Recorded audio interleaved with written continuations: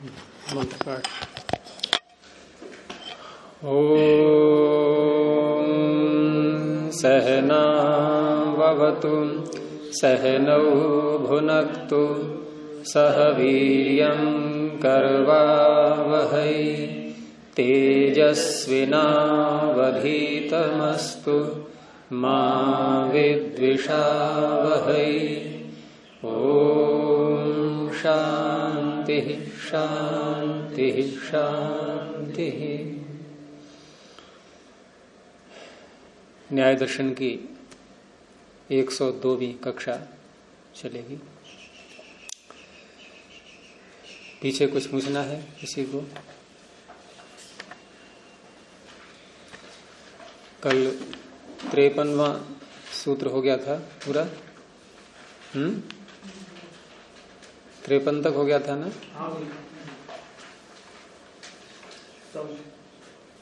तो 53वें सूत्र में सिद्धांती पूर्व पक्षी के द्वारा लगाए हुए आक्षेपों का उत्तर दे रहा था और वहां ये बात रखी गई थी कि शब्द से जो अर्थ का ज्ञान होता है वो आप्तोपदेश की सामर्थ्य से होता है। अर्थात किसी आप्त व्यक्ति ने उपदेश किया है और उसकी सामर्थ्य, क्योंकि आप्त ने भी यदि अन्य प्रत्यक्ष या अनुमान प्रमाण से जब जान लिया है और उस ज्ञान के आधार पर जब वो उपदेश करता है तो उस शब्द से अर्थ का बोध हो पाता है। यूं ही कोई व्यक्ति कुछ भी कहने लगे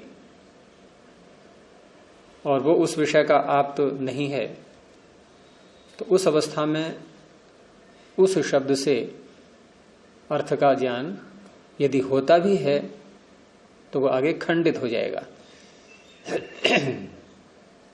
जैसे किसी ने ख पुष्प कह दिया लेकिन ख पुष्प उपलब्ध होगा ही नहीं।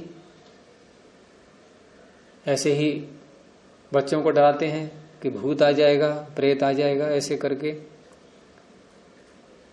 अब बच्चे के अंदर संस्कार तो बन गए उस प्रकार के डर के संस्कार और एक काल्पनिक चित्र के संस्कार बन गए। काल्पनिक ही तो कहलाएगा वो चित्र। तरह तरह की आकृतियां बताई जाती हैं बच्चों के आगे कि ऐसे ऐसे भूत होते हैं। लेकिन वही बच्चा जब अपनी बुद्धि का प्रयोग करेगा बड़े होकर के और सोचेगा कि मैं कम से कम इसका जानकारी तो ले लूं, प्रत्यक्ष तो कर लूं, तो प्रत्यक्ष होगा ही नहीं। तो उस अवस्था में वह उसका जो अर्थ अब तक समझा था उसने वो खंडित हो गया, तो वो शब्द प्रमाण नहीं रहा। तो इसमें कहा था कि न शब्द मात्रा प्रत्यय, शब्द मात्र से अर्थ का बोध नहीं होता। दूसरी बात यह है कि शब्द हमने सुना और शब्द सुनकर के हमने पहले कभी उसके अर्थ को जाना नहीं है, समझा नहीं है, हमारी स्मृति में है ही नहीं, हमारे संस्कारों में है ही नहीं उसका अर्थ। अब तक पहली बार ही सुना है वो शब्द आज, तब भी उसका अर्थ हम नहीं जान सकते। तो उस अवस्था में कोई आप्त पुरुष या किसी वृद्ध का व्यवहार हमें बताएगा कि इसका ये अर्थ है। अब उससे हमारा संस्कार बनेगा। लेकिन बताने वाला यदि आप्त है तो प्रमाण कोटि में आ जाएगा वो शब्द प्रमाण। बताने वाला आप्त नहीं है तो उसको प्रमाण नहीं कहेंगे। तो सिद्धांत ये कहना चाह रहा है कि यहां जो शब्द से अर्थ का बोध होता है ये कोई संबंध है उनमें आपस में, शब्द में अर्थ में, इस कारण से नहीं हो रहा है, ये बताने से होता है। और यदि स्वाभाविक संबंध होता तो बताने की आवश्यकता नहीं थी। जैसे अग्नि का और धूम का संबंध स्वाभाविक है, ऐसा नहीं है कि हम जब बताएंगे तब धुआं अग्नि से निकलेगा, जब तक नहीं बोल रहे हैं तब तक नहीं निकल रहा है, ऐसा नहीं। वो बिना बताए भी ऐसे ही निकलेगा। लेकिन अन्य जो शब्द हैं उनका अर्थ जब तक हमें कोई नहीं बताएगा तब तक हम उसको नहीं जान सकते। और ये जो कहा था पूर्व पक्षी ने पीछे कि संबंधाच्य, इनमें आपस में संबंध है, तो सिद्धांत कहता है कि संबंध है, ये तो हम भी मानते हैं। हम संबंध का निषेध नहीं कर रहे कि शब्द में अर्थ में कोई संबंध नहीं है, संबंध हमें भी स्वीकार है, लेकिन वो संबंध कौन सा स्वीकार है? षष्ठी विभक्ति से जो संबंध निकलता है उसी को वाच्यवाचक संबंध भी कह सकते हैं। अस्य इदम, इस तरह से जो अर्थ निकलता है षष्ठी का, इसका यह है, इस शब्द का यह अर्थ है, ऐसा जो संबंध है उसको हम स्वीकार करते हैं। लेकिन ये संबंध बोलना पड़ता है, बताना होता है। परंतु जो संबंध पूर्व पक्षी मान रहा था वो कौन सा मान रहा था? प्राप्ति लक्षण संबंध, संयोग लक्षण संबंध, कि शब्द का और अर्थ का संयोग होता है, ऐसा जो संबंध है उसके लिए कहा कि वो संबंध हम उसको नहीं मानते, वो हमारे लिए प्रतिषिद्ध है। पूर्व पक्षी ने कहा क्यों कह रहे हो आप उसको प्रतिषिद्ध? के प्रमाण से उपलब्धि ही नहीं होगा, वो प्रमाणतः अनुपलब्ध है। उसके बाद फिर उसकी जानकारी भी ली गई, परीक्षण किया गया कि प्रत्यक्ष प्रमाण से उसकी उपलब्धि होती नहीं। प्रत्यक्ष से हम शब्द में और अर्थ में संयोग संबंध को नहीं जान रहे हैं। और क्यों नहीं जान रहे? तो उसमें कारण दिया अतीन्द्रियत्वात्, क्योंकि शब्द जिस श्रोत्र ने सुना, जो शब्द हमारे श्रोत्र तक आया, यदि उस शब्द के साथ अर्थ भी संयुक्त होता, संयोग संबंध से युक्त होता, तो उसका भी ज्ञान होता। और किससे ज्ञान होता? श्रोत्र से ही होता। क्योंकि जिस इंद्रिय से हम जिस विषय को ग्रहण कर रहे हैं वह विषय यदि किसी से संयुक्त है तो उसका भी ज्ञान उसी इंद्रिय से होना चाहिए। जैसे नेत्रों से हम जब दो पदार्थों को आपस में मिला हुआ जुड़ा हुआ देख रहे हैं, तो जब नेत्रों से देख रहे हैं तो उनमें जो जुड़ना है आपस में, जो संयोग है, उसका भी ज्ञान नेत्र से होता है। लेकिन यहां श्रोत्र से हमने सुना, लेकिन उसके अर्थ की उपलब्धि संयुक्त रूप में है, संयोग संबंध से युक्त है, ऐसी प्रतीति नहीं होती। तो वही आगे कहा था कि प्रत्यक्ष सस्तावत शब्दार्थ प्राप्ते है न उपलब्धि ही। शब्दार्थ की प्राप्ति की, अर्थ की उपलब्धि नहीं कह रहे हैं, ध्यान देना वाक्य में क्या है? शब्द के अर्थ की प्राप्ति की उपलब्धि, संयोग की उपलब्धि।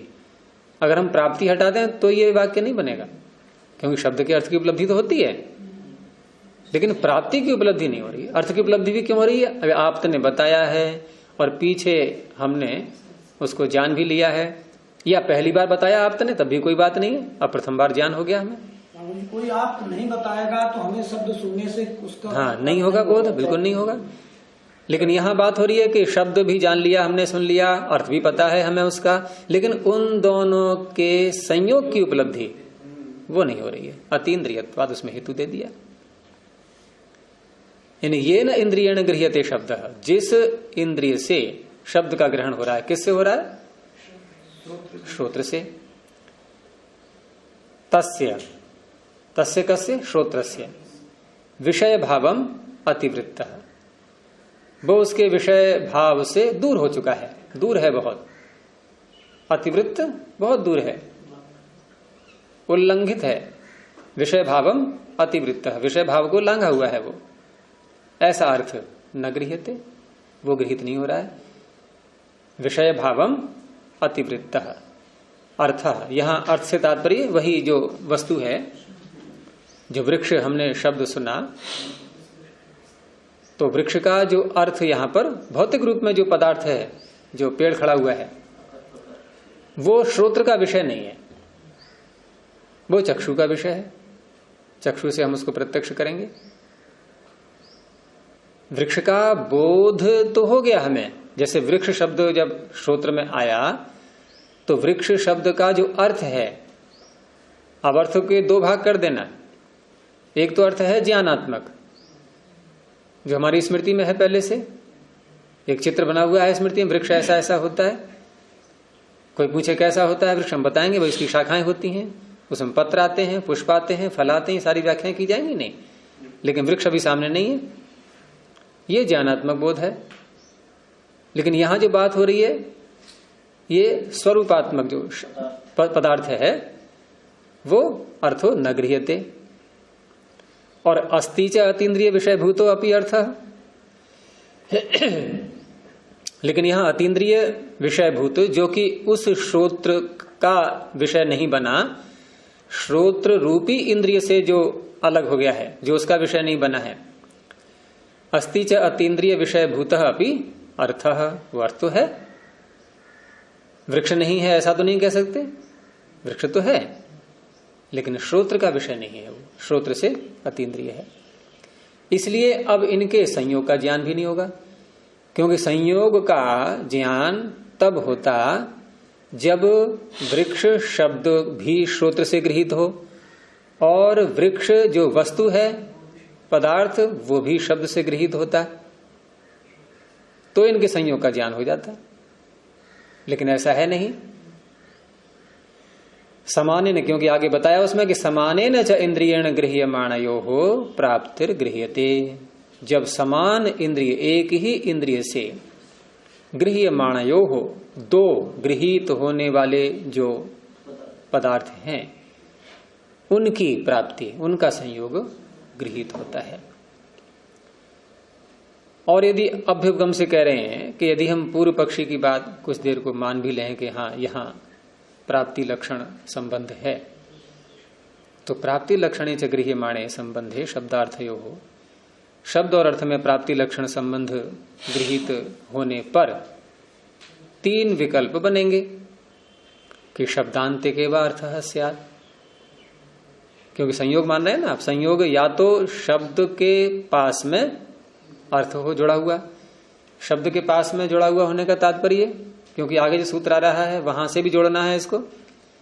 तो एक तो शब्द होता है कान में सुनाई देने वाला शब्द, सुन लिया हमने, और दूसरा बोलने वाला। बोलेंगे कहां पर? मुख में, मुख से बोलेंगे ना। सुनते कान से हैं लेकिन बोलते मुख से हैं, तो मुख भी तो एक जगह है शब्द की। एक स्थान है शब्द का श्रोत्र और दूसरा स्थान है मुख। तो यदि शब्द और अर्थ संयुक्त हों, जुड़े हुए हों, संयोग संबंध उनमें है आपस में, तो शब्दांत के वा अर्थः स्यात्, जहां शब्द है वहां अर्थ हो, ये पहला विकल्प। दूसरा, अर्थांत के वा शब्दः स्यात्, जहां अर्थ है, जहां वृक्ष खड़ा हुआ है वहीं पर शब्द पहुंचे, वहीं शब्द हो। तीसरा क्या कहो? उभयम व उभयत्र, भाई दोनों में से एक बात कहीं भी हो सकती है, फिर वो कहीं तो हो, दोनों में से एक बात तो हो, या दोनों भी हो सकती हैं। ये दोनों वाली बातें हैं कि कभी कभी ऐसा होता है कि जहां शब्द होता है वहां अर्थ मिल जाता है, कभी ऐसा होता है जहां अर्थ है वहां शब्द मिल जाता है। लेकिन ये तीसरा विकल्प बनेगा तब जब पहले के दोनों विकल्प सिद्ध हो जाएं। अगर पहले के दोनों विकल्पों में से एक विकल्प यदि फेल हो जाए, असिद्ध हो जाए, तो ये तीसरा विकल्प फिर नहीं बन सकता। उभय रहेगा ही कहां, फिर तीसरा कह ही नहीं पाएंगे। फिर उभय शब्द हट गया ना, अब एक ही तो रहा कि या तो जहां शब्द है वहीं अर्थ रहे हमेशा, अर्थ के पास कभी शब्द पहुंचे ही नहीं, तो उभयम वा उभयत्र नहीं कह सकते। अथवा अर्थ के पास शब्द रहता है सदा ही, तब भी हम उभयम वा उभयत्र नहीं कह सकते। हाँ, तीसरा अपने आप सिद्ध हो जाएगा, लेकिन अपने आप सिद्ध होने पर भी खोल दिया उसको। ये तो ऋषियों की शैली होती है। कोई कहेगा अनावश्यक है कहना, कोई बात नहीं, स्पष्टता करने के लिए हो जाता है। तो इस प्रकार से हम यदि मानते हैं ऐसा, तो ऐसा होना चाहिए। और ऐसा यदि होना चाहिए तो कहते हैं अथ खलु अयम। अथ लगा दिया ना, कैसा यदि माने हम तो क्या होगा इसके बाद फिर, यानी अथ माने इसके बाद फिर क्या हो सकता है, तो वो आगे सूत्र में दिखा रहे हैं। संभावना फिर ऐसे होनी चाहिए। अयम से तात्पर्य यानी कि ये जो संबंध है, ये गुरुजी जो ये जो अस्ति च अतीन्द्रिय विषय भूतो भी अर्थ। हाँ, श्रोत्र रूपी इंद्रिय से अतीन्द्रिय है, चक्षु से नहीं। चक्षु से तो आपको वृक्ष दिख रहा है, लेकिन यहाँ बात हो रही है, पीछे जो कहा था ना, ये न इंद्रियण गृह्यते, तो ये न के साथ में आप लगाओ श्रोत्रेण। और तस्य विषय भाव में भी तस्य से मतलब श्रोत्र से, श्रोत्र के विषय भाव को अतिक्रांत कर गया है। वो वृक्ष श्रोत्र का विषय नहीं रहा है, वस्तु जो वृक्ष है, अर्थ नहीं उसका, अर्थ तो हमारे मन में होता है। यहां देखो, एक शब्द श्रोत्र ने सुना, एक उसका अर्थ है जो हम पहले से पता है, वो कहाँ है, मन में, वो मन में हो गया। और एक वस्तु है, एक वस्तु है, वृक्ष खड़ा हुआ है, वो एक अलग चीज हो गई, वो भी अर्थ है, मन में है, वो भी अर्थ है। लेकिन यहाँ कौन से अर्थ की बात हो रही है, अतिवृत्त कौन सा अर्थ हुआ, जो वृक्ष दिख रहा है खड़ा हुआ, इसकी बात हो रही है। वो श्रोत्र का विषय नहीं है, वो चक्षु का विषय बनेगा। तो अर्थ बना चक्षु का विषय, शब्द बना श्रोत्र का विषय, और दोनों में यदि संयोग संबंध हो तो कभी नहीं गृहीत होगा। अर्थात दो पदार्थों में जो संयोग संबंध है, यदि ये संयोग संबंध वाले दोनों पदार्थ एक किसी और इंद्रिय का विषय हो, एक किसी और इंद्रिय का विषय हो, तो उनमें विद्यमान संयोग का ज्ञान, उसका प्रत्यक्ष नहीं होगा। इसलिए यहां पर दिखाया है कि श्रोत्र से तो हो गया वृक्ष अतीन्द्रिय, जो वृक्ष पेड़ खड़ा हुआ है, तो अस्ति च अतीन्द्रिय विषय भूतः अपि अर्थ है। लेकिन श्रोत्र के लिए तो अतीन्द्रिय है वो, परंतु है तो ये तो है, तो क्यों नहीं गृहीत हो रहा? तो कहा कि समान न चंद्रियण गृह्यमाणयो, समान होता विषय भूतः अपि, यानी श्रोत्र रूपी इंद्रिय से अतीत होने पर भी वो ग्रहण होता, लेकिन कब जब नहीं, वो है ये कह रहे हैं, वो तो है, उसकी सत्ता को स्वीकार कर रहे हैं, लेकिन उनका संयोग नहीं मिल रहा है हमें। तो क्यों नहीं मिल रहा है, वो आगे बताया कि समाने न इंद्रियण, समान इंद्रिय से दोनों पदार्थ गृहीत हो, द्विवचन आ रहा है ना, गृह्यमाणयो हो, तो फिर उसका प्राप्ति भी गृहीत होती। लेकिन यहाँ समानता रही नहीं, एक बन गया श्रोत्र का विषय, एक बन गया चक्षु का विषय, समानता नहीं रही। और फिर बाद में कहा कि यदि हम मान भी लें आपकी बात के लिए कि संयोग संबंध है, तो फिर समस्या क्या आएगी, वो आगे बता रहे हैं। तो सूत्र आगे बोलेंगे, पूर्ण प्रदाह पाटन अनुपलब्धेश्च संबंधा भाव। पूर्ण कहते हैं भरने को। कहीं कोई खुशी का वातावरण होता है, किसी ने कोई बहुत अच्छा वाक्य बोला, कोई खुशखबरी सुनाई, तो क्या करते हैं, उसके मुख को भरते हैं, मीठा डालते हैं उसके मुख में, ये क्या है, पूर्ण। लेकिन यहां वो बात नहीं है अभी। और प्रदाह कहते हैं जलना, और पाटन, पाटन का अर्थ है फटना, कटना, ये जो होता है ना, पाटना चाहता हूँ, हाँ, फाड़ना, उसी का बन गया बिगड़ के हिंदी में फाड़ना। पाटना, पाटना का हो गया फाड़ना, तो फाड़ देना है। पाटन शहर भी था, पाटन शहर, पाटली पुत्र था वो, तो पाटन शहर जो सरस्वती नदी के किनारे जो थे, तो होगा कोई, तो नाम तो शहर कुछ भी हो सकते हैं। हाँ, तो वो कहीं से विभाग करके बनाया होगा, फाड़ करके। बहुत से प्रांत फट जाते हैं, छत्तीसगढ़ फट गया, देखो बिहार में झारखंड फट गया।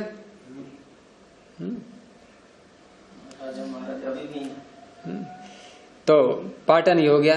तो यहां ये कह रहे हैं, ये ध्यान रखना अब, यह कि भूमिका क्या बन रही है कि यदि शब्द और अर्थ में संयोग संबंध है, तो संयोग संबंध में तीन विकल्प बताए थे इन्होंने, या तो शब्द के पास अर्थ मिले हमें, या अर्थ के पास शब्द मिले। तो अभी पहला विकल्प ले रहे हैं कि शब्द के पास में अर्थ। अब शब्द कहाँ है, यहाँ श्रोत्र से मत बोलना आप, क्योंकि शब्द को मैंने बता दिया दो जगह, एक तो कान से सुनना होता है, एक उत्पत्ति स्थान भी तो है उसका। अब जिसको हमने कान से सुना है उसका भी तो उत्पत्ति स्थान कोई है, दूसरे ने बोला है, तो वहां पकड़ लो, या तो अपने मुख में ले लो या उसके मुख में, कहीं तो पहुंचो।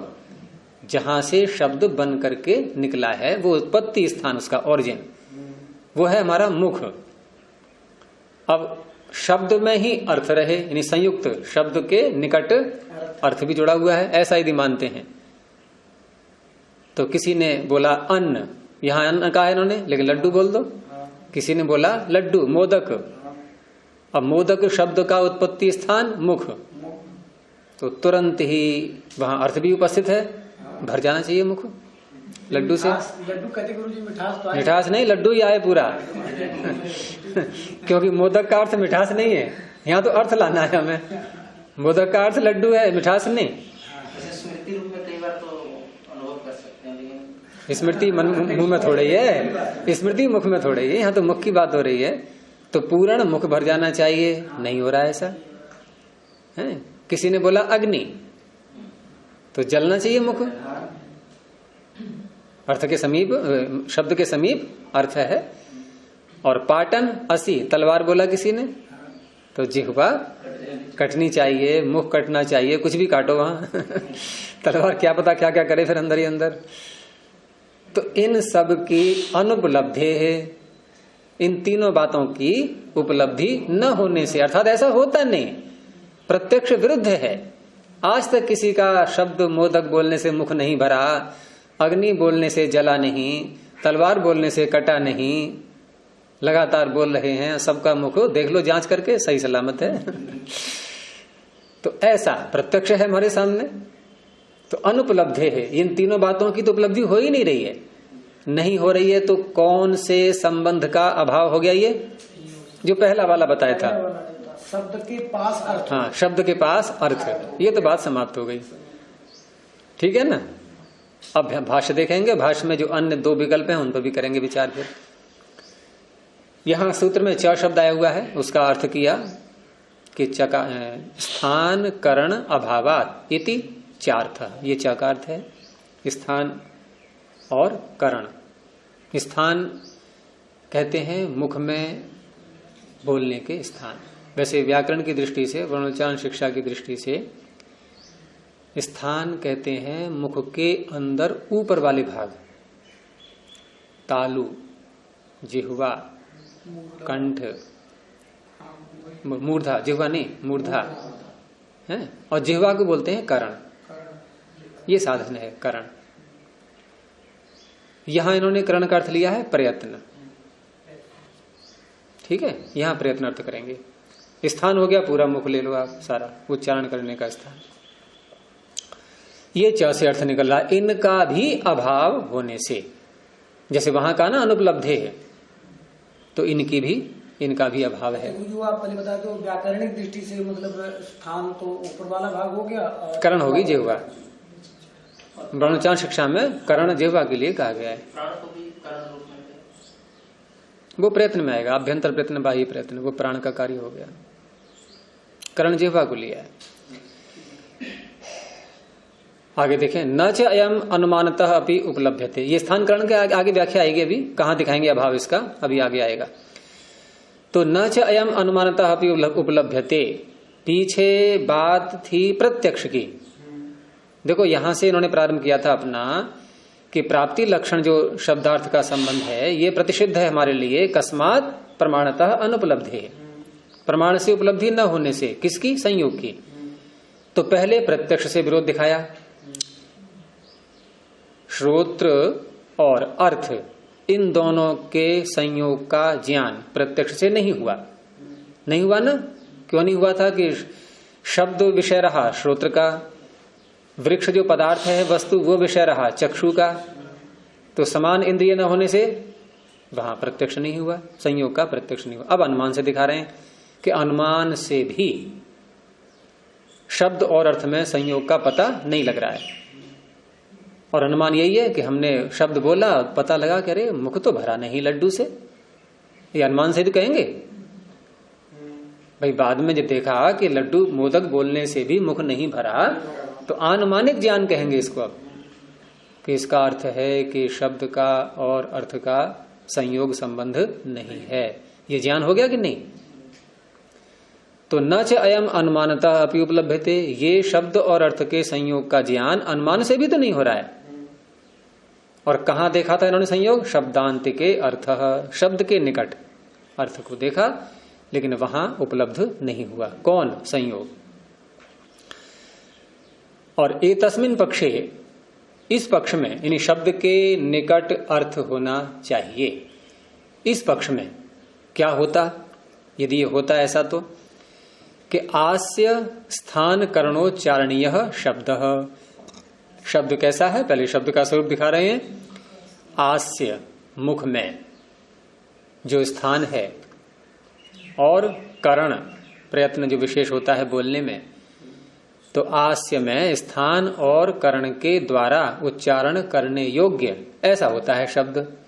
और उसके निकट यदि अर्थ हो, तदंत के अर्थ, उसके निकट अर्थ है। ये पहला पक्ष लेके चल रहे हैं अभी। उसके निकट अर्थ है ऐसा माना हमने, तो क्या होगा कि अन्न, अग्नि, असि, आगे 3 शब्द समझ में? अन्नाग्न्यसि, अन्न, अग्नि, असि, ये तीनों प्रकार के शब्दोच्चारणे, इन शब्दों का उच्चारण करने पर सती सप्तमी क्या होगा? अब यथा संख्य लगा देंगे। पूर्ण, अन्न के साथ में पूर्ण, अग्नि के साथ में प्रदाह, असि के साथ में पाटन, पूर्ण प्रदाह पाटनानि गृह्येरन। ये तीनों प्रकार की जो परिणाम हैं ये गृहीत होने चाहिए थे। इनका हमें पता लगता, मुख भी कटता, मुख भरता भी, जलता भी, सारे काम हो जाते हैं, लेकिन न च गृह्यन्ते, गृहीत नहीं हो रहे। अग्रहणात्, ग्रहण न होने से, ये हेतु हो गया, अनुमान दिखा रहे हैं ना। ग्रहण न होने से, न अनुमेय, ये अनुमेय नहीं है, अनुमान से जानने योग्य नहीं है। क्या? प्राप्ति लक्षण संबंध, संयोग लक्षण जो संबंध है, संयोग रूपी संबंध, ये अनुमान से जानने योग्य नहीं है। अब दूसरा पक्ष लिया, कौन सा था? अर्थ के निकट शब्द, जहां अर्थ है, तो कहते हैं अर्थांत के शब्द इति। अर्थांतिक, अर्थ के निकट यदि शब्द माना जाए तो स्थान करण असंभवात अनुच्चारणम। मान लो वृक्ष खड़ा है, हम पहुंचे उसके पास में, अब वहां देख रहे हैं उसको, उसमें न कहीं स्थान दिख रहा है शब्द के उच्चारण का, नहीं शब्द उत्पन्न कैसे हो? वहां अर्थ तो दिख गया, अब वहां हमें शब्द भी दिखाना है। तो शब्द दिखाने के लिए शब्द का स्वरूप पहले बता ही दिया था, भाई मुख भी हो, स्थान करण भी हो, उच्चारण का स्थान हो कोई, तभी तो शब्द निकलेगा। अब वृक्ष को चारों तरफ से देखा न, उसमें कहीं दिखाई नहीं दे रहा है मुख, उसमें कहीं जिह्वा दिखाई नहीं दे रही है आसपास में, पदार्थ रखे हुए हैं, लेकिन वहां उच्चारण करने के जो अंग, जो अवयव हैं, जो यंत्र हैं, वो कहीं दिखाई ही नहीं दे रहे, तो उसका अभाव है, स्थान करण का अभाव है। अभाव होने से स्थान करण असंभवात, स्थान करण का असंभव होने से क्या होगा फिर? वहां अनुच्चारणम, शब्द का उच्चारण ही नहीं होगा। और शब्द का अनुच्चारण रहेगा, उच्चारण नहीं होगा, तो फिर वहां शब्द है, अर्थ के समीप शब्द है, ये कह पाएंगे? उच्चारण तो हुआ ही नहीं, वृक्ष में से आवाज ही नहीं निकल रही है कुछ भी। और वृक्ष में से भी आवाज कैसी निकले? वृक्ष, ये आवाज निकले वहां से, वृक्ष स्वयं बोले, वृक्ष कहीं पानी रखा है तो पानी स्वयं चीखे अपने लिए पानी, तो माने हम के अर्थ के पास में शब्द है। जैसे डस्टबिन में लिखा होता है प्लीज यूज। लिखाई तो हुआ है, वो थोड़ी बात हो रही है उच्चारण की।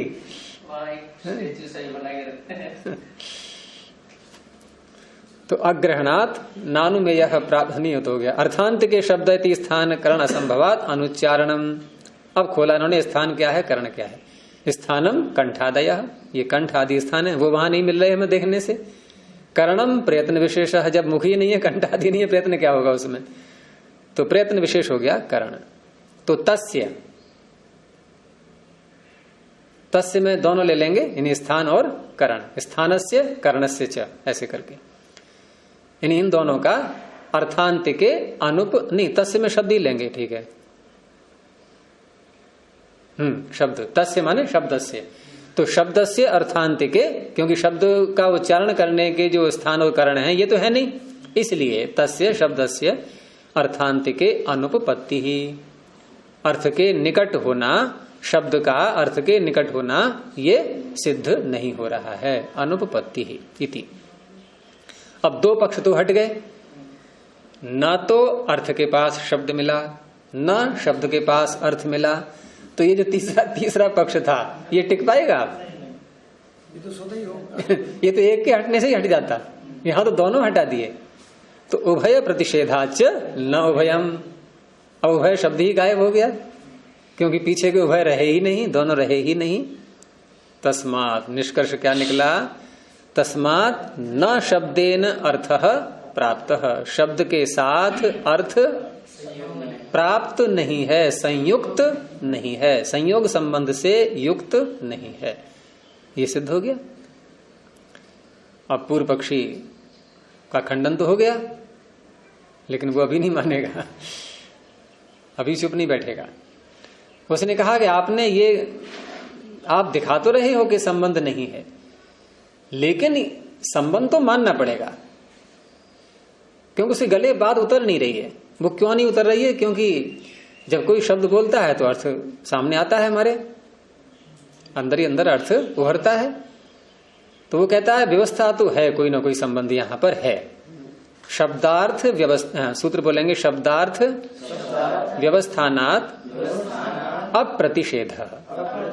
आप जो संयोग संबंध, या संयोग भी हटा दो अब थोड़ा, क्योंकि पूर्व पक्षी को लचीला होना पड़ेगा, क्योंकि संयोग वाली बात तो बहुत ही कट गई ना अब।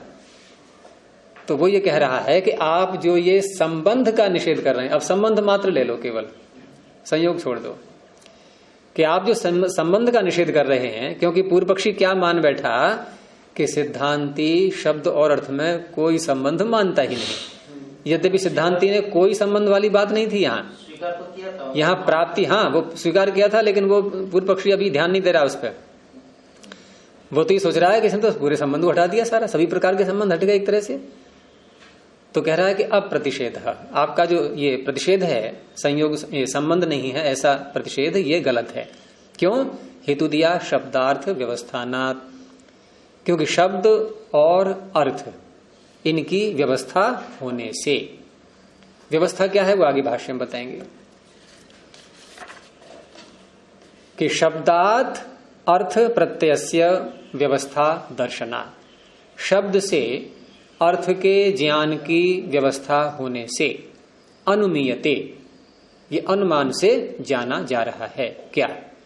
अस्ति शब्दार्थ संबंध व्यवस्था कारणम, शब्द और अर्थ में कोई संबंध है और वो संबंध उस व्यवस्था को बनाने वाला है।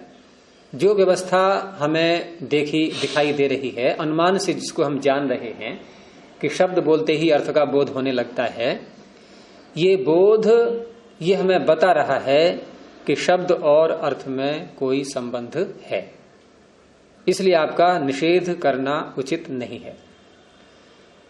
और फिर पूर्व पक्षी कहता है कि यदि हम संबंध न माने, यानी संबंध मात्र को हटा रहा है अभी, कि यदि हम संबंध न माने, असंबंधे ही, संबंध न होने पर, स्वीकार न करने पर, शब्द मात्रात अर्थ मात्रे प्रत्यय प्रसंग, फिर तो कोई भी शब्द बोल दिया और कोई भी अर्थ, जैसे ताश के पत्ते देखे होंगे, उसमें एक पत्ता कौन सा होता है? तुरुप का पत्ता, ट्रम्प कार्ड। वो कहां फिट होता है? खेल में जब ट्रम्प कार्ड डालते हैं तो कहां फिट होता है? वो कोई नियम है उसका? कहीं भी, कहीं पर भी लग जाता है। यानी जो भी बाजी सामने वाला व्यक्ति चल रहा है, वो चाहे खेल का कैसा ही स्वरूप क्यों न हो, और अगले ने जो है सामने वाले ने ट्रम्प कार्ड का प्रयोग कर दिया, हो गया काम, हार गया वो। तो ट्रम्प कार्ड का कोई नियम नहीं होता है कि कहां लगेगा, ये सब जगह। जैसे बहुत से व्यक्ति ऐसे होते हैं कि कहीं भी कोई चर्चा चल रही हो और कूद पड़ेंगे बोलने के लिए, चाहे उस विषय के अधिकारी हो या ना हो, सब जगह पहुंच जाएंगे। जब खेलोगे तो देख लेना। गुरु जी लेकिन ट्रम्प कार्ड का भी एक नियम प्रयोग करने का, जो जैसे कि ट्रुप जो है वो पान है और चाल चली हुई ईंट की है, अगर ईंट उसके पास नहीं है तब वो ट्रुप पता चल सकता है। उसके पास अगर ईंट है तो ईंट ही चलनी पड़ेगी, पान फिर ट्रुप नहीं चल सकता। हाँ, फिर भी ट्रम्प कार्ड की चालें बहुत सारी कई प्रकार की बन जाती हैं। तो ऐसे ही यदि हम कोई संबंध नहीं मानेंगे तो कोई भी शब्द ले लें, हम जो मन में आए वो बोल दो, और जो मन में आए वो अर्थ ले लो उससे, फिर तो ये होगा कि संबंध तो है ही नहीं कोई आपस में। तो ये पूर्व पक्षी ने एक विसंगति दिखाई कि ये समस्या फिर आएगी, इसलिए आपको संबंध तो मानना पड़ेगा। तो अब सिद्धांती उसका उत्तर देता है अत्र समाधि ही, क्योंकि समाधि करनी पड़ेगी, अब उसकी समाधान उसको करना पड़ेगा। तो सूत्र बोलेंगे न सामयिकत्वात् शब्दार्थ संप्रत्ययस्य। अब ये सूत्र सबसे मुख्य है इस पूरे प्रकरण में, क्योंकि ये वास्तविक सिद्धांत को बता रहा है कि शब्द से अर्थ का बोध हमें कैसे होता है और शब्द और अर्थ में संबंध कौन सा है। एक तो पीछे बता दिया था षष्ठी वाला संबंध है, उसी को यहां खोल रहे हैं एक प्रकार से। तो पहले कहा न, अर्थात आप जो संबंध स्वीकार कर रहे हैं संयोग वाला, क्योंकि उत्तर तो वहीं से प्रारंभ करेंगे अपना ये कि वो तो उत्तर नहीं है, जो आपने कहा वैसी बात नहीं है। न क्यों कि सामयिकत्वात्, सामयिक होने से। सामयिक यहां समय शब्द से बनता है सामयिक। समय का अर्थ हम प्रायः ले लेते हैं काल, लेकिन समय के और अर्थ भी होते हैं। योग दर्शन में भी सूत्र आता है जाति देश काल समयान वच्छिन्नाः। वहां क्या अर्थ है समय का? एक नियम। किसी ने नियम बना लिया कि मैं अमुक दिन झूठ नहीं बोलूंगा और दिन बोल लिया करूंगा। जैसे हनुमान गुरु जी मंगलवार को अंडा नहीं खाते हो। हाँ, वो समय तो वहां बात चल रही थी कि ये जो अहिंसा सत्य अस्तेय ब्रह्मचर्य अपरिग्रह ये जो यम हैं, ये समय से भी बाधित नहीं होते। अर्थात यदि कोई समय कर ले कि मैं अमुक दिन इस यम का पालन करूंगा, अन्य दिनों में नहीं करूंगा, अमुक स्थान में करूंगा, अन्य स्थानों में नहीं करूंगा, अमुक व्यक्ति के साथ में झूठ नहीं बोलूंगा, औरों के साथ बोलूंगा, तो ऐसे भी ये यम नहीं है, ये सर्वत्र पालन करने योग्य है। और इसलिए कहने का नाम एक और रखा है क्या? इसी सूत्र में है सार्वभौम महाव्रत। इन्हें कहा गया महाव्रत। नियमों को नहीं कहा गया महाव्रत, यमों को कहा गया महाव्रत। और सार्वभौम है ये, तो वहां समय का अर्थ हो गया नियम। यहां भी ले सकते हैं ऐसा ही। एक अन्य शब्द से ही बोल देते हैं इसको संकेत, सांकेतिक। सामयिक का अर्थ हो गया सांकेतिक। अर्थात कोई भी व्यक्ति किसी शब्द के अर्थ को जब पहली बार जानता है तो कैसे जानता है? किसी ने शब्द बोला, हमें उसका अर्थ नहीं पता, हमने पूछा कि आपने ये जो शब्द बोला इसका अर्थ क्या है, तो क्या करेगा? अब वो क्या करेगा? कैसे बताएगा? संकेत करेगा ना। जैसे किसी बच्चे को सिखा रहे हैं, बच्चे से कहा कि पानी ले आ। अब पानी शब्द बच्चे ने पहली बार सुना तो बच्चा कहेगा भाई क्या है ये, पानी किसे कहते हैं? या अन्य कोई फल मंगाया, बच्चा नहीं जानता उसका नाम, तो हम संकेत करेंगे, वो देखो रखा है उधर, ये क्या है? संकेत। अब उसके ज्ञान में, उसकी स्मृति में वो शब्द और उससे जुड़ा हुआ जो अर्थ है वो उसकी स्मृति में आ गया, संस्कार बन गया उससे। अब उसको दोबारा नहीं बताना पड़ेगा, वो जब जब वो शब्द बोला जाएगा तुरंत तो उसकी स्मृति में से वो अर्थ उभर आएगा। पशुओं को जो कुत्ते वगैरह जो सिखाते हैं तो भी कोई संकेत करके सिखाते हैं, बार बार करने से। हाँ, चिंपांजी के ऊपर तो बहुत प्रयोग किया गया है ये। उस संकेत से फिर वो अर्थ समझ आता है। तो ये सारी जितनी भी जानकारी हमारी शब्दों के अर्थों के विषय में है, वो सारा ज्ञान हमारा सांकेतिक कहलाता है। स्वाभाविक संबंध नहीं है कोई ऐसा शब्द का अर्थ के साथ। इसको यूं भी कह सकते हैं कि नित्य संबंध नहीं है। लेकिन व्याकरण में, मीमांसा में नित्य माना गया है। वो कहां घटाएंगे नित्यता? ईश्वर के ज्ञान में। ईश्वर को तो कोई बताएगा नहीं संकेत से कि देखो परमात्मा, आप जो सूर्य शब्द मंत्र में बोला है आपने, इसका अर्थ ये है जो आकाश में पिंड लाल लाल दिख रहा है। कोई बताएगा उसको? बल्कि वो हमें बता रहा है। सर्वेषाम तु सनामानि कर्माणि च पृथक पृथक वेद शब्देभ्य एव आदौ पृथक संस्थाश्च निर्मले। हम वहीं से लेते हैं शब्दों को। और प्रारंभ में उस परमात्मा ने उन ऋषियों को वो संबंध बताए, वो अर्थ बताए, शब्दों के अर्थ बताए। ठीक है? तो प्रारंभ में जो जिन ऋषियों को ज्ञान हुआ उनको भी सांकेतिक ज्ञान कहलाएगा। वो बताना पड़ा ना किसी को, परमात्मा ने बताया और उन्होंने फिर औरों को बताया। तो उन प्रारंभ के ऋषियों से लेकर के और अब तक जो परंपरा से हम जितना भी जान पा रहे हैं, ये सारा ज्ञान हमारा अर्थों के रूप में जो भी आ रहा है, ये सब सांकेतिक है, सामयिक है। अगर ये शब्द और अर्थ का संबंध स्वाभाविक होता तो चाहे किसी भी भाषा का बोले हम शब्द, उसका अर्थ हमें तुरंत बोध होना चाहिए। जैसे केला है, मीठा है, मिठास का संबंध केले के साथ कैसा है? नैमित्तिक है, सामयिक है, सांकेतिक है या स्वाभाविक है? अब स्वाभाविक मिठास है तो किसी को हम पहली बार जब केला खिलाएंगे तो उसके द्वारा अनुभूत जो मिठास होगी, उस मिठास का अनुभव क्या हमारे व्याख्या करने से समझेगा वो? आप कोई व्याख्या मत करो, चुपचाप मौन बैठे रहो और केला खाने को दे दो उसको लगेगा मीठा। कुछ नहीं बताना पड़ रहा है, स्वयं भी बता देगा मीठा है। तो ऐसे ही शब्दों का अर्थ स्वाभाविक होता तो ये पढ़ने की परंपरा ही समाप्त हो जाती। हम यहाँ आज ये न्याय दर्शन पढ़ ही नहीं रहे होते, है ना?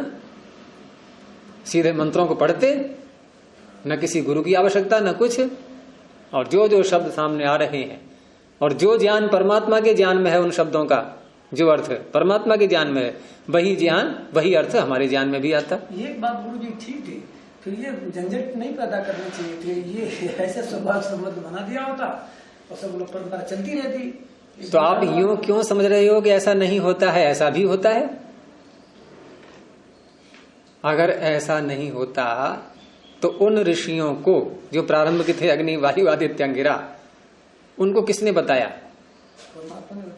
परमात्मा ने बताया। को आप यूं भी समझ सकते हो कि परमात्मा तो अदृश्य है, लेकिन उनको हो गया बोध, यूं कह सकते हैं कि नहीं? तो वो प्रक्रिया सबके साथ चलती है।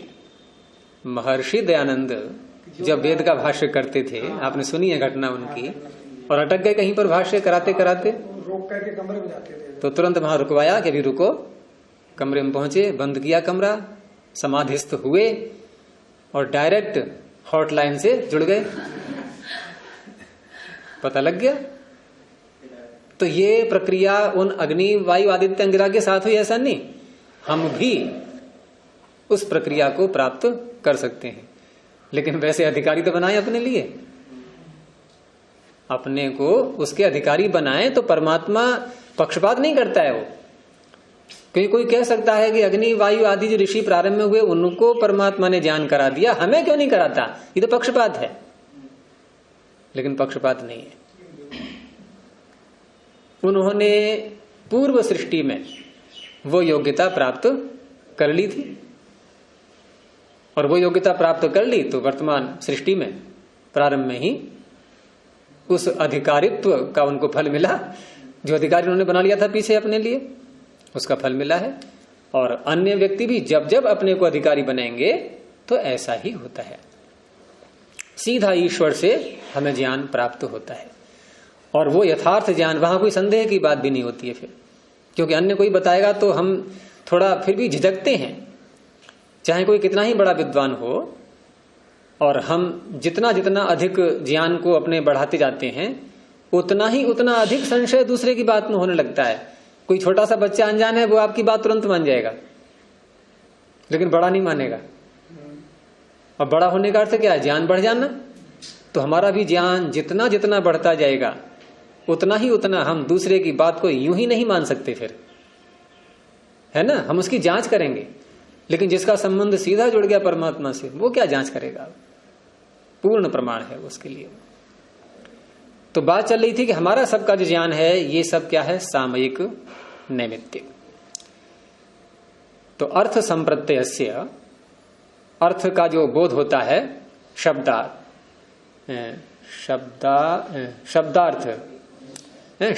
का जो बोध होता है, शब्द के अर्थ का बोध, ये सामयिक है। इसके सामयिक होने से, ऐसे होगा सूत्र का अर्थ। और इसके सामयिक होने से क्या हुआ कि संबंध, जो संयोग संबंध है, वो नहीं है। इसीलिए भाष्य में आगे बोले कि न संबंध कारितम शब्दार्थ व्यवस्थानम, शब्द के अर्थ की व्यवस्था, न संबंध कारितम। कौन सा संबंध?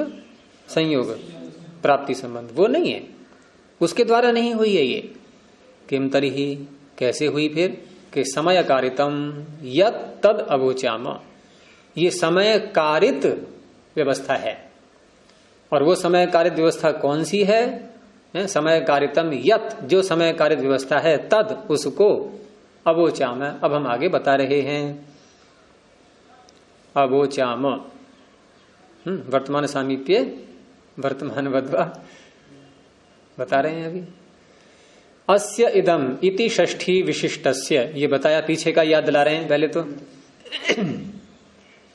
कि हमने कहा था अस्य इदम इति षष्ठी विशिष्टस्य वाक्यस्य अर्थ विशेषो अनुज्ञातः। षष्ठी से युक्त, षष्ठी से विशिष्ट जो वाक्य बनता है कि इसका यह है, ऐसे जो वाक्य का अर्थ बोलेंगे हम, ये अर्थ विशेष, ये विशेष है। अर्थ नहीं कहा, साथ में उन्होंने विशेष भी कहा, क्योंकि हर शब्द का हर अर्थ नहीं होता, प्रत्येक शब्द का प्रत्येक अर्थ नहीं होता, कोई कोई होता है, तो कोई कोई ही तो विशेष होता है। तो वाक्य से अर्थ विशेष है, वो अर्थ विशेष जो षष्ठी विशिष्ट का बनेगा, वो अनुज्ञात है, वो हमें स्वीकार है। दोबारा कहना पड़ा। हाँ, क्योंकि उसी की व्याख्या आगे करेंगे। ये शब्दार्थयो संबंध, शब्द और अर्थ का जो संबंध है, इति समयम, इसको समय कहते हैं, संकेत कहते हैं इसको। शब्द और अर्थ का जो संबंध है ये संकेत संबंध है। तम अवोचाम, उसको आगे बता रहे हैं आप। हाँ, वाच्यवाचक संबंध ये बनता है, बना बनाया नहीं है, ये दिखा रहे हैं। ये ठीक है कि सांख्य ने कह दिया कि इनका संबंध कैसा है, एक नाम दे दिया उसको, वाच्य और वाचक, लेकिन वो वाच्यवाचक संबंध नित्य है या अनित्य है? तो क्या उत्तर देंगे हम? ईश्वर के ज्ञान में नित्य है, हमारे ज्ञान में अनित्य है। और हमारे ज्ञान में नित्य है तो फिर हमें क्या करना पड़ेगा? हमें उसकी उत्पत्ति दिखानी होगी, और ईश्वर के ज्ञान में नित्य है तो उसकी उत्पत्ति नहीं दिखानी होगी। वहां हम कोई चर्चा नहीं करेंगे ईश्वर को ज्ञान कैसे हुआ, ये प्रश्न वहां नहीं बनेगा। वो सदा से है, सदा रहेगा, सदा था। लेकिन हमारा हर बार, हर शरीर में, हर जन्म लेते समय, मुक्ति से बाद लौटेंगे तब भी कोई बताएगा, तभी जानेंगे हम। तो समय शब्द यहां बोला है इन्होंने, 3 बार आ चुका अब तक, सूत्र में भी आया, फिर व्याख्या में 2 बार आ गया, इसलिए कहते हैं कह पुनरयम समय। ये समय क्या है, इसका अर्थ कीजिए। तो उत्तर दिया, अस्य शब्दस्य इदम अर्थ जातम अभिधेयम, इस शब्द का यह अर्थ समूह अभिधेय है, कहने योग्य है, यह है समय। इन इस शब्द का यह अर्थ समूह, अर्थ समूह इसलिए लिया इन्होंने, अर्थ जात, जात का अर्थ समूह भी ले सकते हैं, और जो सामने अर्थ हम बताना चाह रहे हैं प्रसिद्ध हो गया, जात को कहते हैं, प्रसिद्ध भी कहते हैं जात के लिए। हिरण्यगर्भः संवर्तताग्रे भूतस्य जातः, वहां जातः का अर्थ महर्षि दयानंद ने प्रसिद्ध ही किया है। तो ये जो अर्थ प्रसिद्ध है, इस शब्द का यह अर्थ प्रसिद्ध है, ऐसा हम किसी को बता रहे हैं तो वो क्या हो गया? अभिधेय, कहने योग्य। तो जो अभिधेय हो गया, तो अभिधेय को बताने के लिए जो कहता है उसे कहते हैं अभिधान। तो आगे कहा कि अभिधान अभिधेय नियम नियोगः, ये जो अभिधान और अभिधेय के नियम का नियोग है, जो एक संबंध बनाया गया है, इसी का नाम है समय। अभिधान अभिधेय, अभिधान कौन? शब्द। अभिधेय कौन? अर्थ। अभिधान का अर्थ कहने वाला, अभिधेय कहा जाने वाला। तो ये हो गए अभिधान अभिधेय के नियम का नियोग। अब ये नियम का नियोग ये कोई बताएगा हमें, तब समझ पाएंगे। कोई संबंध स्थापित करेगा उनमें, है कोई आप्त पुरुष बताएगा, तो आप्त पुरुष माता पिता, आचार्य, अन्य हमारे भाई बहन, संबंधी, समाज के लोग, या शास्त्र जो हम पढ़ेंगे, ये सब क्या है? हमारे लिए आप्त हैं। इनके द्वारा हम उस अर्थ को जानेंगे। तो ये सब कहलाता है समय। और समय से युक्त जो संबंध है उसे कहेंगे सामयिक, सांकेतिक। तो तस्मिन उपयुक्ते, उस नियम से, जो नियम का नियोग बताया समय है, उस समय से उपयुक्त होने पर, जुड़ जाने पर, वो संबंध स्थापित हो जाने पर शब्दात अर्थ संप्रत्यय भवति, शब्द से अर्थ का ज्ञान हमें हो जाता है। और विपर्यये ही शब्द श्रवणेपि प्रत्ययाभावः, विपर्यय कैसे करेंगे अब? कि संबंध स्थापित किया ही नहीं गया, शब्द का अर्थ के साथ संबंध हमारे सामने किसी ने स्थापित ही नहीं किया और शब्द बोल दिया। अब क्या होगा? ज्ञान नहीं होगा। वही करें, विपर्यय का अर्थ यहां पर यही लेना है कि संबंध स्थापित नहीं किया है। जैसे किसी वैज्ञानिक ने कोई मशीन बनाई और हमारे सामने रखी बना करके, यहां अर्थ पहले शब्द बाद में, कहीं शब्द पहले अर्थ बाद में, दोनों तरह चलता है ये। और उस मशीन का नाम ना बताए वो, तो हम नहीं बोल पाएंगे। अथवा कोई शब्द बोला, कभी कभी नाम पहले रख लेते हैं, बच्चा उत्पन्न होने से पहले भी नाम रख लेते हैं कभी कभी, कि संतान होगी उसका ये नाम रखेंगे हम। और बहुत सी घटनाएं ऐसी होती हैं, तूफान आते हैं, उनके नाम पहले से रख लेते हैं वैज्ञानिक लोग कि अगली बार तूफान आएगा उसका ये नाम होगा, उसका ये नाम होगा। देखिए ना, ये मेरे नाम अनेक प्रकार के सुने होंगे। ये जो साइक्लोन आते हैं समय समय पर, तो बड़े विचित्र नाम उनके निकलते हैं कभी कभी। होल होली हुद हुद क्या क्या बतानी होते हैं। हाँ, उसके गुणों के आधार पर, हाँ, उनकी तीव्रता, उनका हानि लाभ कितना किससे क्या होता है। तो विपर्यय ही, विपर्यय होने पर शब्द श्रवणे भी, शब्द का श्रवण होने पर भी प्रत्ययाभाव, प्रत्यय का अभाव रहेगा, ज्ञान का अभाव रहेगा। और ये संबंध जो सामयिक बताया जा रहा है, इसको कहते हैं कि संबंधवादिना अपि च अयम अवर्जनीय। संबंधवादी यानी पूर्व पक्षी जो अब तक संयोग संबंध मानता आ रहा था, तो संयोग संबंध तो नहीं है, लेकिन जो संबंध हम बता रहे हैं, ये संबंध संयोगवादी को, संबंधवादी को भी स्वीकार करना ही पड़ेगा। अवर्जनीय है, उसके द्वारा भी ये त्यागने योग्य नहीं है, वो भी नहीं छोड़ सकता इसको, क्योंकि वो भी व्यवहार कर रहा है। और दूसरा एक और बात बताई इन्होंने साथ में, एक तो ये कोई हमें बताए संबंध तब हम जान पाते हैं, एक अन्य प्रकार भी है ज्ञान का, और उसे शास्त्रों में कहते हैं वृद्ध व्यवहार। वृद्ध का अर्थ है बूढ़ा नहीं, जो लोग जिसको पता है, ज्ञान है, बड़े लोग सारे। जैसे किसी व्यक्ति से किसी दूसरे ने कहा कि वृक्ष पर चढ़ जाओ। अब एक बच्चा बैठा सुन रहा है, वो नहीं जानता कि वृक्ष किसे कहते हैं, वो नहीं जानता कि चढ़ जाओ का अर्थ क्या है। लेकिन शब्द उसके कान में पड़े और जिससे कहा वृक्ष पर चढ़ जाओ वो आगे चला और एक सामने जो वस्तु थी उस पर चढ़ने लगा। अब बच्चा क्या समझेगा कि ये जो सामने है इसको वृक्ष कहते हैं और ये जो क्रिया कर रहा है पहुंचाने की इसको चढ़ना कहते हैं। ये समझ गया नहीं समझ गया आपको? बच्चे परिवार में ऐसे तो सीखते हैं। हाँ ऐसे सीखते हैं बच्चे, दूसरों को बोलता हुआ और क्रिया करता हुआ वो देखते रहेंगे और धीरे धीरे वो भी जान जाते हैं फिर कि ऐसा बोला है और ऐसा किया गया था उस समय, तो जोड़ लिया उसने अर्थ। तो वही कह रहे हैं कि प्रयोज्यमान ग्रहणाच, प्रयोज्यमान प्रयोग किया जाता हुआ, क्या शब्द प्रयोग किया फिर उसके अर्थ की प्रक्रिया भी सामने वाला व्यक्ति करने लगा, तो प्रयोज्यमान ग्रहण, उसका ग्रहण कर लिया दूसरे ने, समझ लिया उसको। तो प्रयोग किए जाते हुए के ग्रहण से लौकिका नाम समयोपयोग, लौकिक कहा गया उसके लिए जो नहीं जाना अभी, जिसने अभी तक, वो चाहे बच्चा हो चाहे बड़ा हो, वो कोई भी हो सकता है। और एक मान लो हम भी हो सकते हैं, उसमें कोई शब्द ऐसा आ गया हमारे सामने भी, किसी अन्य भाषा का आ गया, कोई नई वस्तु भी होता है। हाँ, तो हम लौकिक बनेंगे उस समय। फिर तो हम पूछेंगे, देखेंगे किसी को करते हुए क्या कर रहा है, ऐसा बोलने से क्या हुआ, या पूछेंगे सीधा। गुजरात में गुरुजी मीठो अगर आप पहली बार जाओ तो मीठो चाहिए तो चल नमक डाल देंगे मीठो। हाँ, तो हमने खाया है वहाँ खूब, और मीठा कह के नमक मांगते हैं वहाँ। हाँ, मीठो चाहिए, नमक चाहिए तो मीठो। हाँ, और खूब खाया गुजरात में, वहाँ हर दाल सब्जी में सब में पड़ता है मीठा। वो मीठा अलग हो गया मिठाई, लेकिन उसको मीठा नहीं कहेंगे, वो मीठा नमक को कहेंगे।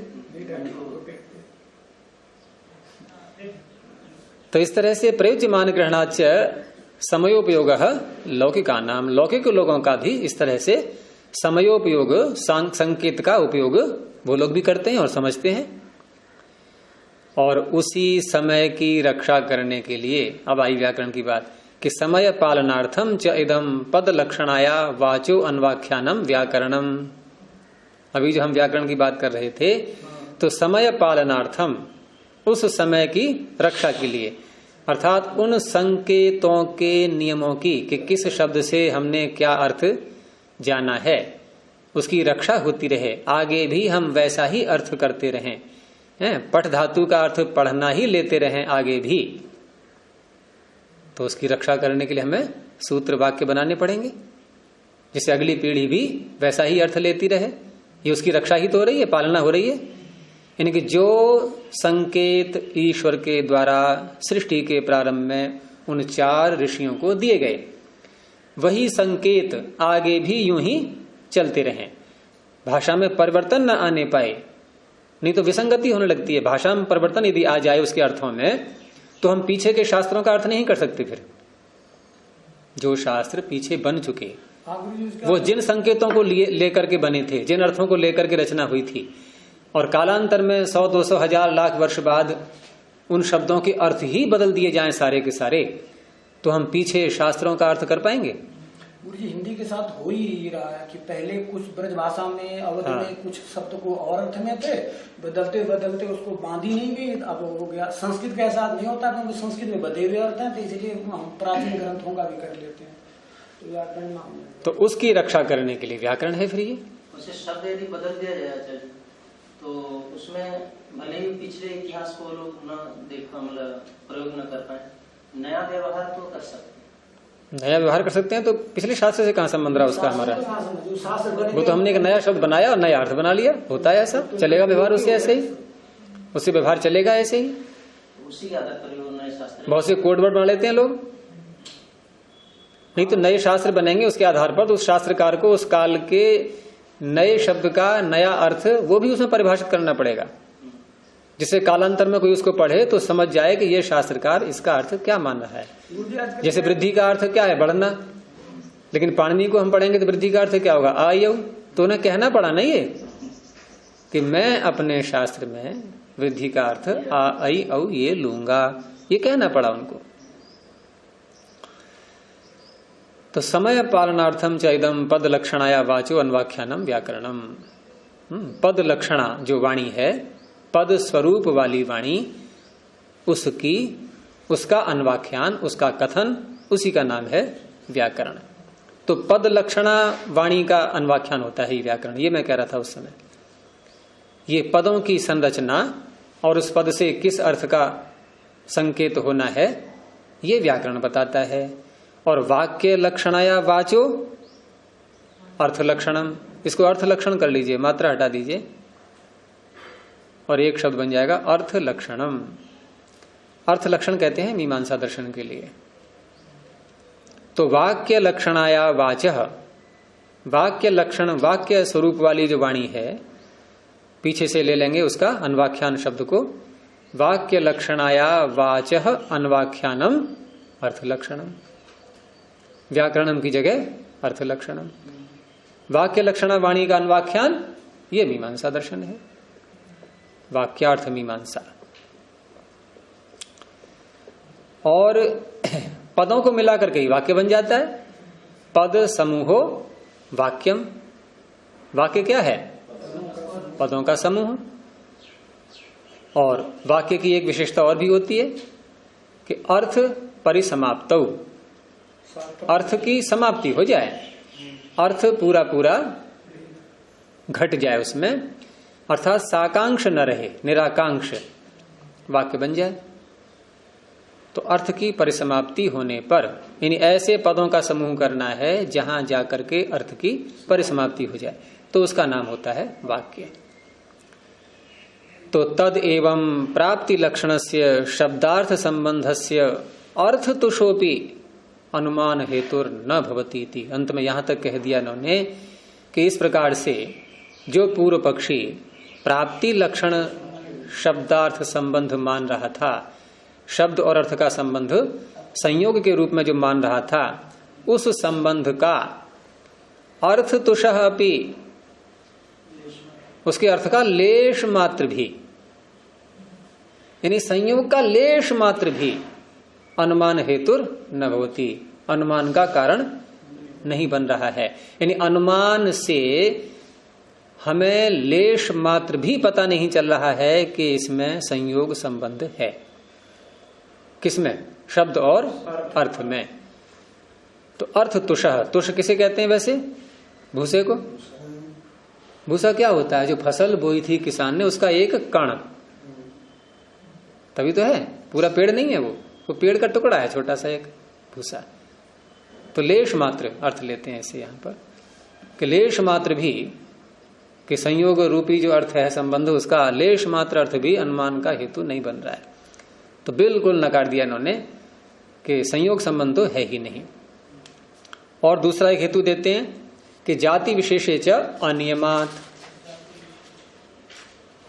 जाति विशेषे च अनियमात, सूत्र बोलेंगे जाति विशेषे च अनियमात। अब यहां ये बता रहे हैं कि ये जो हमने अभी संबंध स्थापित किया, कौन सा? सामयिक, सांकेतिक, ये संबंध, इसको और पुष्टता देने के लिए, पुष्ट करने के लिए एक अन्य हेतु देते हैं कि मान लो किसी भी वर्ग का व्यक्ति, जाति से यहां पर हम वर्ग विशेष अलग अलग, ऋषि, आर्य, म्लेच्छ आदि, वो ठीक है कि जाति का अर्थ हम लेते हैं कि मनुष्य जाति, पशु जाति आदि, लेकिन जाति का अर्थ ऐसे भी होता है एक वर्ग अलग अलग प्रकार की, क्योंकि जाति का अर्थ होता है एक प्रकार। जैसे हम कहें कि ये फल किस जाति का है, यानी किस प्रकार का है, कैसा है। आम जैसे अलग अलग जाति। हाँ, तो आम एक जाति वैसी होगी सामान्य उनकी आम, लेकिन उनमें भी फिर अलग अलग प्रकार। तो ऐसे ही यहां पर अलग अलग प्रकार के लोगों में जाति विशेषे, भिन्न भिन्न जाति विशेषों में अनियमात, नियम न होने से। कैसे? अर्थ में देखिए कि सामयिक शब्दात अर्थ संप्रत्यय, अर्थ का संप्रत्यय जो शब्द से निकल रहा है, अर्थ का बोध, अर्थ का ज्ञान, ये कैसा है? सामयिक, अल्प विराम, न स्वाभाविक, स्वाभाविक नहीं है ये बात और स्पष्ट की इन्होंने।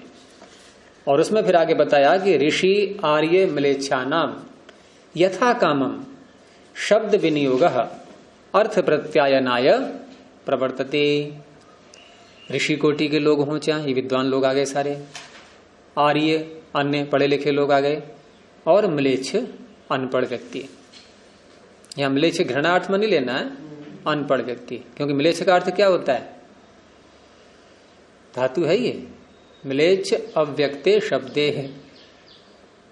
भाई जो अपने भाव को ढंग से व्यक्त न कर पाए, भाषा की न्यूनता है, और व्यक्त न कर पाए तो हो गया अव्यक्त शब्द, वही म्लेच्छ है, जिनको भाषा का ज्ञान नहीं है विशेष।